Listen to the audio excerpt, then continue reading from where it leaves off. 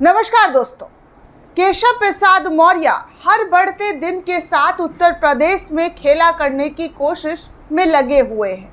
अब देखिए, एक और खबर केशव प्रसाद मौर्य को लेकर सामने आई है कि कैसे केशव प्रसाद मौर्य ने दो डिप्टी सीएम के साथ, यानी कि वो खुद और एक ब्रजेश पाठक के साथ बंद कमरे में मीटिंग करते हुए नजर आए हैं।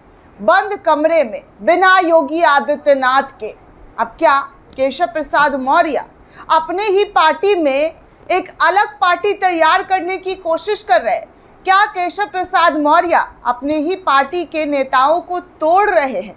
क्योंकि सवाल इस वक्त बहुत बड़ा है दोस्तों। उत्तर प्रदेश की राजनीति हर बढ़ते दिन के साथ उबाल मार रही है, और ऐसी वैसी नहीं बल्कि ज़बरदस्त तरीके से। कल मैंने आपको एक खबर बताई थी, आपको याद होगा, कि कैसे केशव प्रसाद मौर्य ने योगी विभाग से पूरा का पूरा ब्यौरा, डिटेल जो है वो मांग डाला था, और वो भी खत लिखकर, चिट्ठी में तमाम जवाब मांगे गए थे केशव प्रसाद मौर्य के ज़रिए। हालांकि केशव प्रसाद मौर्य को दिल्ली में बैठे बीजेपी के आला कमान ने बेतुके बयान, बेवजह बातों से दूर रहने को कहा था, लेकिन केशव प्रसाद मौर्य उत्तर प्रदेश लौटते ही इस तरीके की काम करते हुए नजर आ रहे हैं। अब जो खबर निकलकर सामने आ रही है वो ये है कि केशव प्रसाद मौर्य ब्रजेश पाठक के साथ बंद कमरे में मीटिंग कर रहे थे, बंद कमरे में बैठक कर रहे थे। और इस बैठक में क्या कुछ हुआ है, इसकी पूरी जानकारी आपको बता दूं कि क्या हुआ है, क्या बातचीत हुई है, किस तरीके से केशव प्रसाद मौर्य जो है अपनी रणनीति तैयार कर रहे हैं। वो इस वक्त सुर्खियों में बना हुआ है। योगी आदित्यनाथ के लिए सिरदर्दी बना हुआ है, क्योंकि योगी आदित्यनाथ इस वक्त उत्तर प्रदेश में अकेले पड़ चुके हैं। क्योंकि योगी के लाए गए फैसले आप सभी को पता है कि कैसे लोग इसका विरोध कर रहे हैं। ज़बरदस्त तरीके का विरोध हुआ है। वो तो शुक्र है सुप्रीम कोर्ट का कि सुप्रीम कोर्ट ने इस पर स्टे लगा दिया है, इस पर रोक लगा दिया है। और रोक लगाने के बाद वहाँ ठेले पटरी दुकानदारों के बीच काफ़ी खुशी का माहौल देखने सुनने को मिला कि वो लोग अपना नेम प्लेट अपने ठेले से हटाते हुए नजर आए।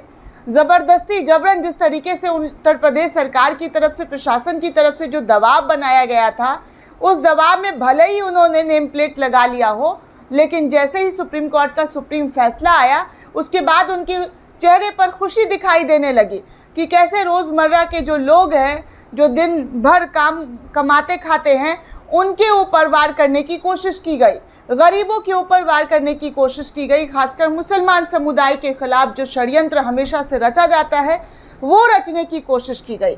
तो उस पर सुप्रीम कोर्ट ने सुप्रीम हथौड़ा चलाया। लेकिन अब आपको बता दूं कि यूपी में नया पैतरा जो है मौर्य के जरिए अपनाया जा रहा है। सत्य हिंदी के हवाले से खबर आ रही है और कहा जा रहा है कि यूपी में मौर्य का नया पैतरा। बंद कमरे में दोनों डिप्टी सीएम के साथ भाजपा अध्यक्ष भी बैठक कर रहे थे। योगी आदित्यनाथ को इस बैठक में बुलाया ही नहीं गया। सोचिए, सीएम को इस बैठक में नहीं बुलाया गया, बाकी दोनों डिप्टी सीएम और यूपी के अध्यक्ष बीजेपी के, वो सब मौजूद रहे।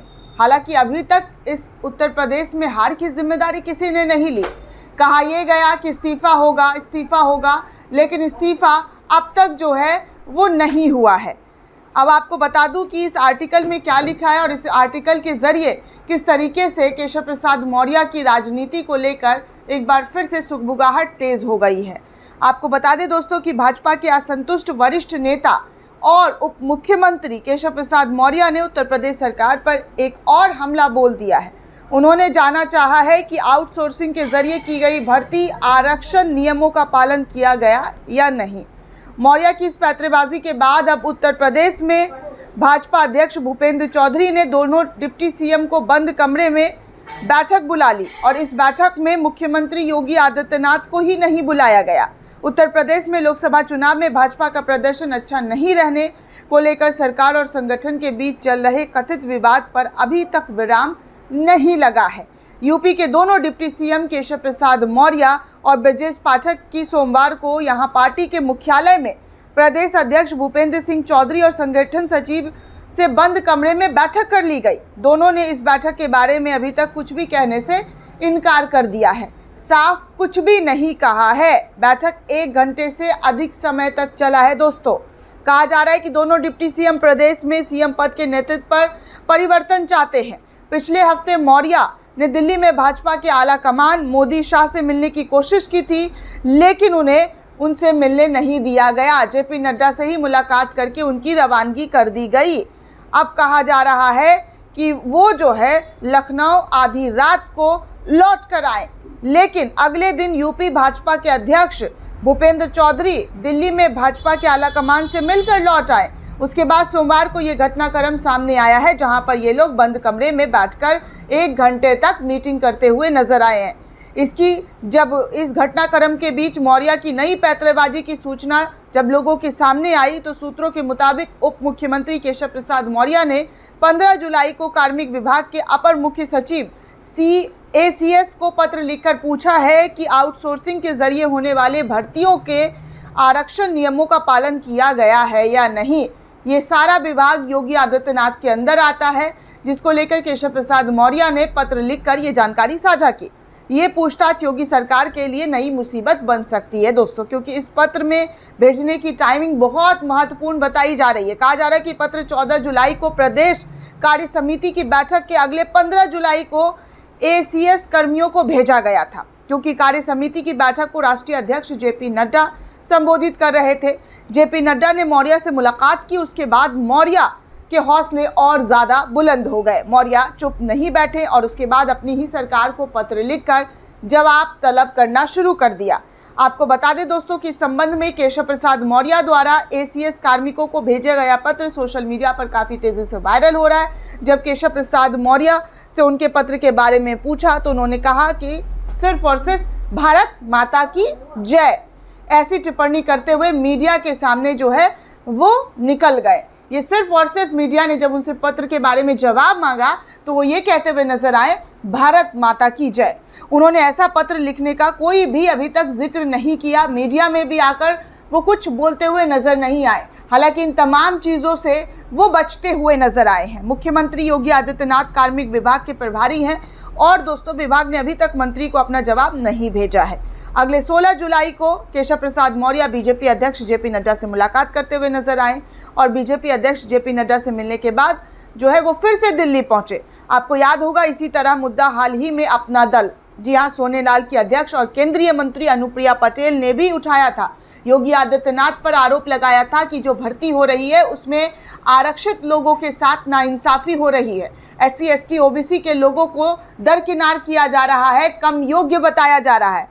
ये सारा विवाद तब भी चल रहा है दोस्तों जब 14 जुलाई को राज्य कार्यकारी समिति की बैठक चल रही थी और इस बैठक के बाद उत्तर प्रदेश में खुलकर बगावत जो है वो सामने आ रहा है कि कैसे उत्तर प्रदेश में गुट जो है लगातार बनता हुआ नजर आ रहा है।